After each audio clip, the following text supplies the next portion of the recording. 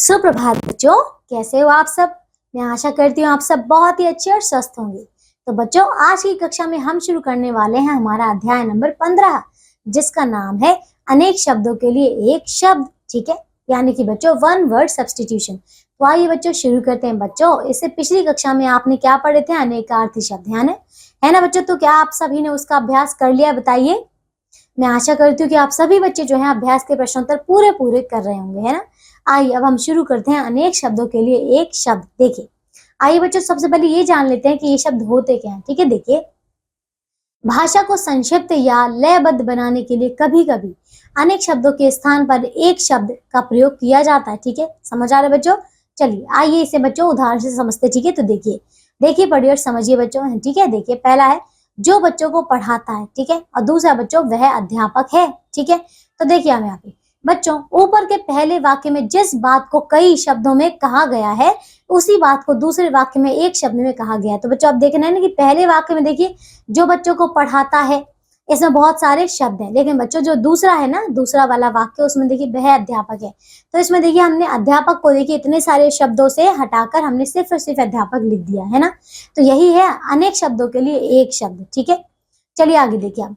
तो बच्चों नीचे अनेक शब्दों के स्थान पर एक शब्द दिए गए हैं, इन्हें याद रखिए। तो देखिए बच्चों, आइए इन्हें हम पढ़ते हैं और इन्हें याद रखने की भी कोशिश पूरी करेंगे। ठीक है, देखिए बच्चों, दोपहर के बाद का समय क्या कहते हैं हम इसे? ये देखिए ये अनेक शब्द, इसके लिए हम एक शब्द देखते हैं। ठीक है, देखिए क्या, दोपहर के बाद का समय को हम कहते हैं अपराह्न। ठीक है, क्या कहते हैं? अपराह्न। फिर दोपहर से पहले का समय जो कि होता है वो क्या होता है? पूर्वाह्न। ठीक है, फिर जिसकी 3 भुजाएं हो वो त्रिभुज, जो सेवा करता हो सेवक, जिसकी 4 भुजाएं हो चतुर्भुज। ठीक है, जो बच्चों को पढ़ाता है अध्यापक। ठीक है, जहां पढ़ने के लिए जाते हैं विद्यालय।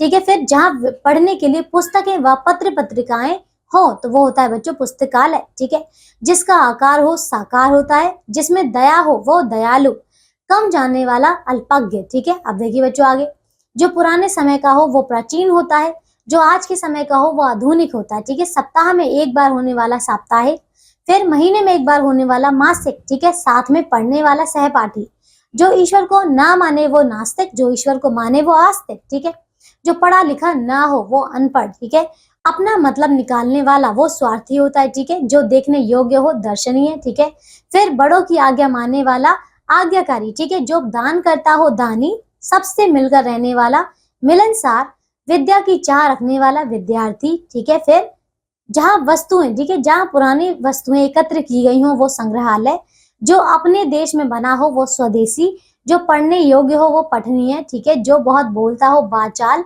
जो सबको प्रिय हो वो सर्वप्रिय, और हाथ से लिखा हुआ उसे हम कहते हैं हस्तलिखित। ठीक है, तो आइए बच्चों देखिए हमने यहाँ पे बहुत सारे देख लिए। ठीक है, अनेक शब्दों के लिए एक शब्द। ठीक है, चलिए बच्चों एक बार आइए इसको दोहरा लेते हैं कि हमने इस पाठ से क्या क्या सीखा है। देखिए बच्चों, भाषा को संक्षिप्त और लयबद्ध बनाने के लिए कभी कभी अनेक शब्दों के स्थान पर एक शब्द का प्रयोग किया जाता है। ठीक है बच्चों, तो देखिए आशा करती हूँ कि आप सभी को ये जो अध्याय है बहुत अच्छे से समझ में आ गया होगा। और अब देखिए इसमें आपका बहुत सारे ऐसे उदाहरण दिए गए हैं जिनको आप याद करेंगे। ठीक है बच्चों, इसके अंत में आपको एक अभ्यास कार्य दिया गया है, तो आप सभी बच्चे जो अभ्यास के प्रश्न उत्तर है उसे पूर्ण करेंगे। ठीक है, अब हम मिलेंगे एक नई कक्षा में ऐसे ही नए अध्याय के साथ। तब तक के लिए आप सब अपना ध्यान रखिए, स्वस्थ रहिए और बच्चों दिए गए अध्याय के प्रश्नोत्तर को पूरा करते रहिए। ठीक है, बाय बच्चों।